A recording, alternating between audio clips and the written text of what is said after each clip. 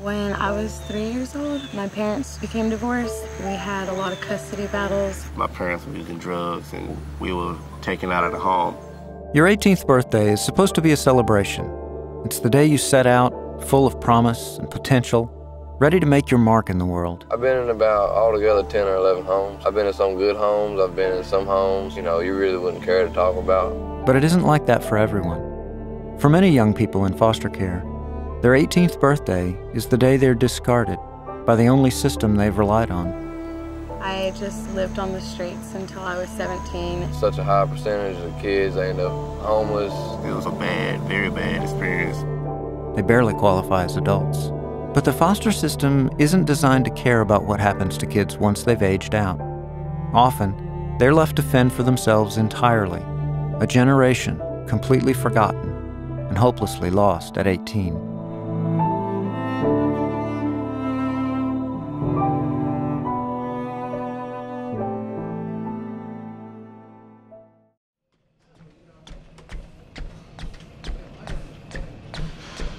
We're so ready to get out of foster care at the age of 18.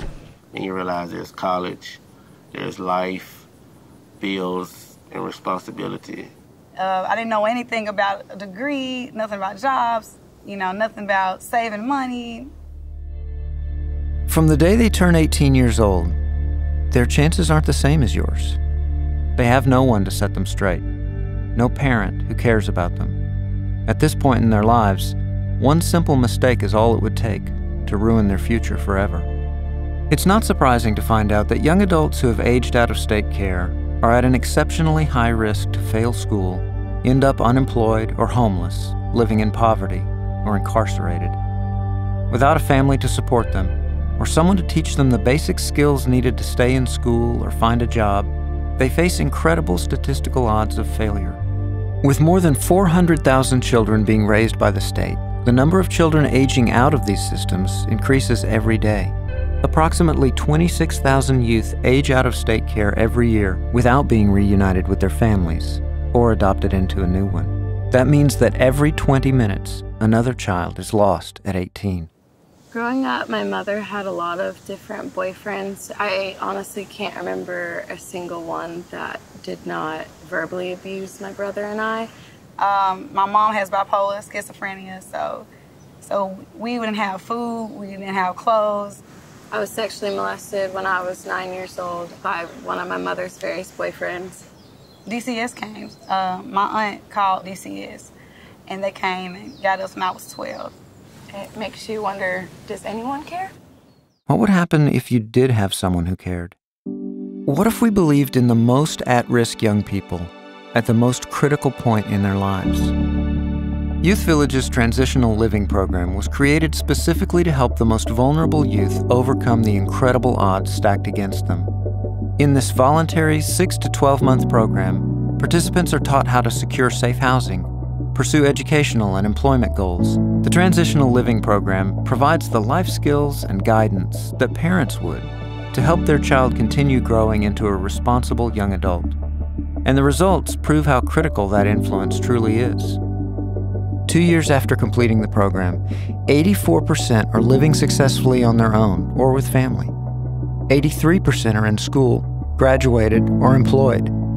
77% are crime-free, and 70% have not become parents. I've had the same counselor for 4 years, Melissa, and she's amazing. It's able to help you live on your own, help you get a car, or help you get a job. Really just helping me work through, personal things in my life.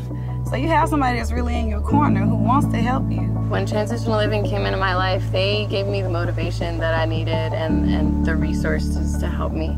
And now I'm a senior Austin P. I wouldn't be there if it wasn't for them. My CO worker, she was awesome. Like, she really believed in me. I'm sorry, I miss her. She just, anytime I doubted myself, so she really helped me to, just take some more initiative. Yeah, I'm sorry. She was great. It costs very little to provide transitional living services, far less than what it typically costs to keep a prisoner behind bars or raise a family on welfare. Nobody who's ever been successful can sit there and say that they didn't have help from somebody. An incredibly small investment in these youth has been proven to have a tremendously huge effect on not just their future, but our societies. We are your future. You want a good future for you, so you want to invest in your youth. When you give to Youth Village's Transitional Living Program, your donation helps correct a fully solvable problem. We have the ability to help every child lost at 18, but we need your help. This is vital for us right now, because if we don't get it right now, then we're going to grow up as lost adults. Until society no longer needs to put children in foster care, together, we can turn America's most statistically vulnerable youth into the most inspirational successes. Someone believed in me, now I believe in myself. I can't believe people do this, you know? Like, there's people in this world who are this kind and this caring, you know? Youth Villages care.